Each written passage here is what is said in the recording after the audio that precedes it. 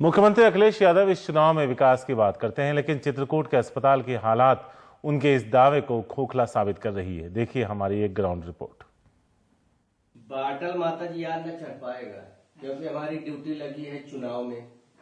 ठीक है, चुनाव बाद हम आएंगे जब भी बाटल आपको चढ़ाएंगे, ठीक है ना। ये सीलन भरा अंधेरा कमरा ऊंचाडीह प्राथमिक स्वास्थ्य केंद्र का है।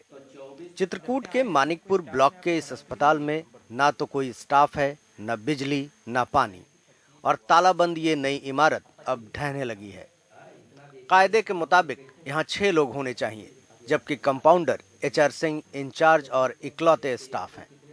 उन्हें भी अपनी इलेक्शन ड्यूटी की चिंता सता रही है, जिसकी वजह से 10 किलोमीटर के दायरे में आने वाले करीब 20 गांवों के इस इकलौते अस्पताल को 2 दिनों के लिए बंद करना होगा। इसका खमियाजा 80 साल की बड़की को भुगतना होगा, जिसे बुखार, उल्टी और कमजोरी की शिकायत है। जैसे चुनाव जैसी चीजों में अगर डॉक्टर्स की ड्यूटी नहीं लगती तो कम से हम लोगों को और सर्व कर पाते थोड़ा। हाँ सर, ये जो है जैसे ड्यूटी अपन लोगों की जैसे नहीं लगती तो यहाँ जो है मरीजों को वो करें, जैसे 2 दिन नहीं रहेंगे तो थोड़ी दिक्कत है तो पेशेंटों को आएगी ही आएगी। दवा मिल जाती है अम्मा? हाँ मिल जाती। पूरी की नहीं? हाँ मिल जाती, जैसा रोगा जोगा लागा इसका लाग नहीं प्राइवेट। ऊंचाडीह से हम मानिकपुर के जंगलों में भीतर तक गए, जहां कभी डकैतों का राज था। 12 किलोमीटर पर गिदुराहा गांव आता है। सुशीला देवी बताती हैं कि कैसे बीते अगस्त में बाढ़ से घिरे गांव से घंटों की मशक्कत कर वो 22 किलोमीटर दूर अस्पताल तक पहुंची, जहां बच्ची तो पैदा हुई पर उसमें जान नहीं बची थी। इस गांव में चर्च के पास बुनियादी डिस्पेंसरी तो है, लेकिन वे डिलीवरी नहीं करा सकते।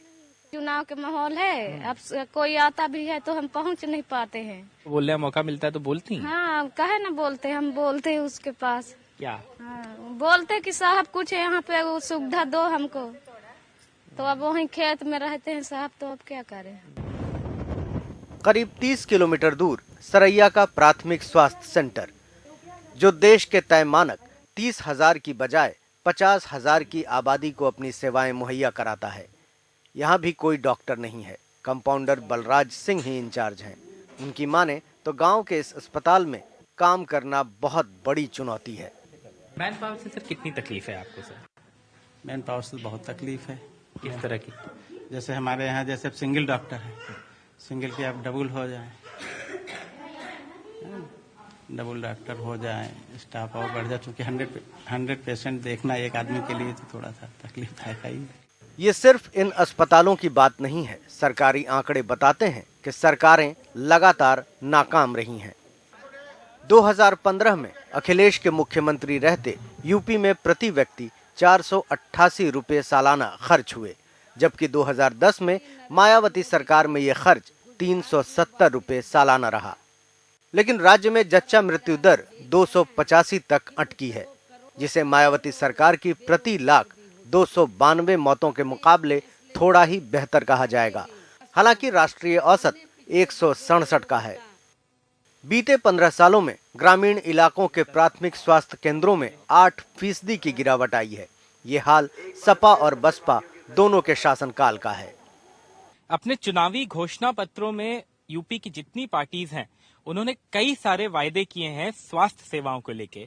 समाजवादी पार्टी ये कहती है कि जो जिले के हॉस्पिटल हैं या जो गांव के हॉस्पिटल हैं, उनमें बिजली मुहैया कराई जाएगी और स्टाफ जो है वो ज्यादा बढ़ाया जाएगा। लेकिन जब आप मानिकपुर जैसी जगहों में आए, जो चित्रकूट में है, और यहाँ की हालत देखें, तो आप यही सोचेंगे कि ये जो वायदे हैं ये जमीन पे कब उतर पाएंगे। चित्रकूट से कैमरा पर्सन रमेश वर्मा के साथ आलोक पांडे, NDTV इंडिया।